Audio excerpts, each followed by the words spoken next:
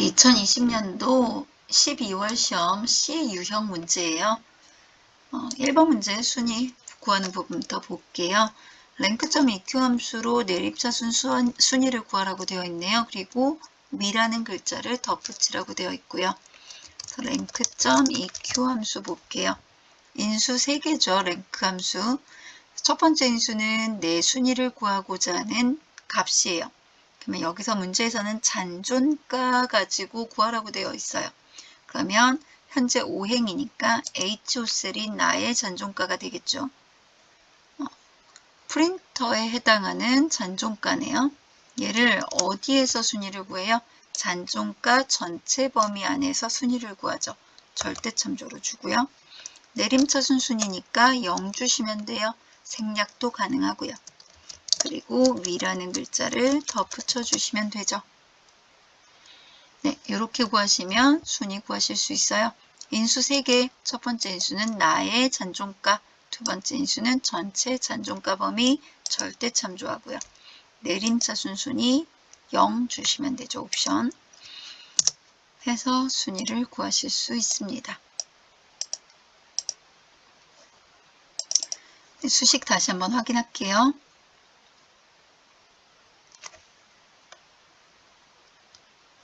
네, 두 번째 문제 비고 구할게요. 비고는 비품 코드의 첫 번째 글자가 C면 비품 코드가 B5셀에 있거든요. 그래서 첫 번째 글자가 C와 같으면 재점검, B하고 같으면 구매 필요, 그 외에는 공백으로 두재요. C하고 B 말고 E라는 알파벳이 있네요. 보니까 E인 경우는 공백으로 표현하겠다는 얘기네요. if 중첩 함수로 풀어야 되겠네요. 그래서 if 함수 비품 코드의 첫 번째 글자거든요. 그래서 left 함수 이용하시면 되겠네요. 그래서 left 함수 비오셀에서 첫 글자 물어본 순서대로 조건은 항상 수행하시면 돼요. C와 같으냐? 그렇다면 재점검이 필요하다.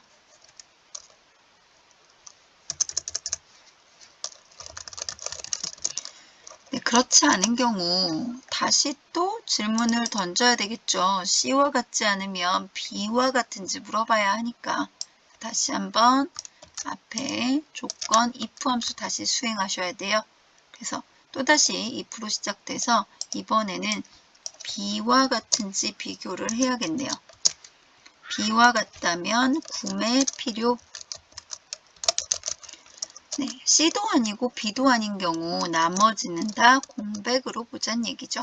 닫는 괄호 2번 if 중첩이었으니까요.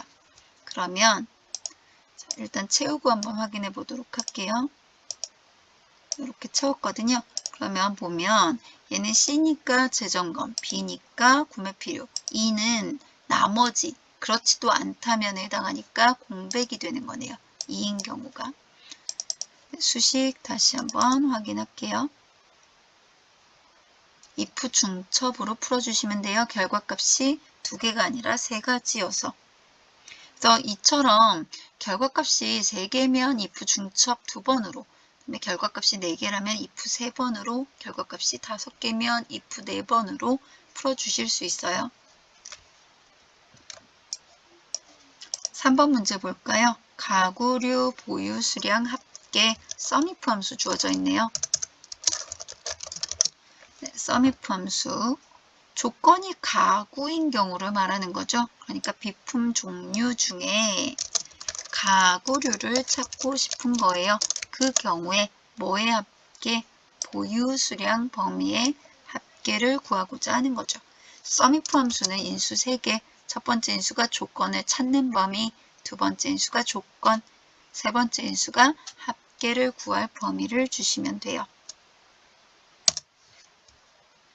네, 해서 지금 이 경우는 가구류가 3개거든요. 그래서 보유 수량 얘 더하기 얘 더하기 얘가 된 거죠.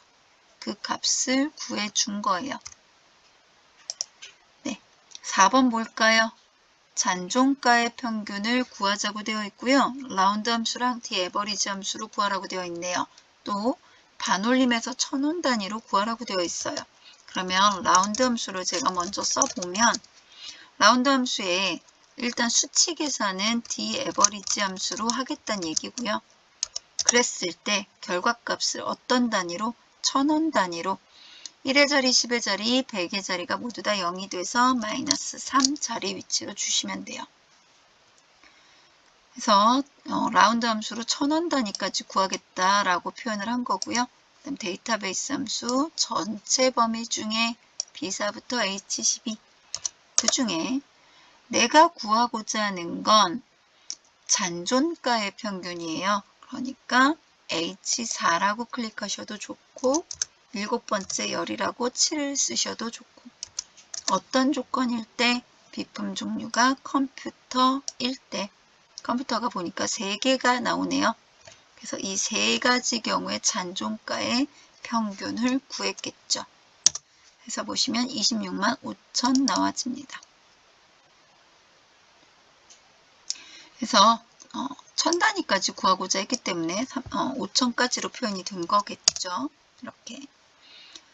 네, 5번 최저 취득가 민함수 이용하라고 되어 있어요. 그래서 최저 취득가니까 취득가 범위만 주시면 되는데 이름 정의되어 있었네요. 그래서 수행하시면 됩니다. 민함수는 간단하게 해당 범위만 주면 그 중에 제일 작은 값 찾아주는 거죠. 6번 문제 보유 수량 찾으래요. 앞서서 H14셀에서 선택한 비품 명칭에 따른 보유 수량, 프린터면 6개, 소형 냉장고면 2개 이렇게 찾아주란 얘기죠. 브이로그업 함수 이용할게요. 어떤 값 기준으로 H14셀의 값을 기준으로 찾죠. 어디에서? 비품명부터 포함시켜야 되고요. 그 다음에 찾고자 하는 보유 수량까지 포함해야겠죠. 그 중에 내가 찾는 보유 수량은 5번째 열에 있고요. 정확하게 일치하는 값 false 주셔서 찾으시면 되죠. 해서 구하시면 프린터의 경우는 보유 수량 6개 네, 이렇게 찾아주는 브이로그업 함수였어요. 그래서 ITQ 시험에서 나오는 브이로그업은 첫 번째 인수는 항상 H14셀이 될 거고요. 네 번째 인수는 항상 false 옵션으로 0이라고 쓰셔도 가능해요. false 대신에. 이렇게 수행하시면 됩니다. 네, 조건부 서식 문제 볼까요? 역시나 수식을 이용하고 행 전체에 대해서 언급하고 있네요. B5부터 J12까지 범위에서 홈 메뉴에 조건부 서식, 세규칙, 수식을 사용할 거고요. 등호, equal부터 사용하고요. 보유 수량, 첫 번째 데이터에 G5셀 보유 수량을 말하는 거겠죠. G5셀을 혼합참조 유형 $G5가 되도록 F4키 2번 눌러서 수행하고요. 이 값이 15보다 크거나 같은 경우 이상인 경우를 물어보고 있네요. 서식 버튼 누르셔서 역시나 굵게 파랑으로 주시래요. 해서 보시게 되면 보유 수량 데이터 중에 15보다 크거나 같은 고행의 데이터만 3개만 굵게 파랑으로 지정이 되네요. 조건부 서식까지 확인했습니다.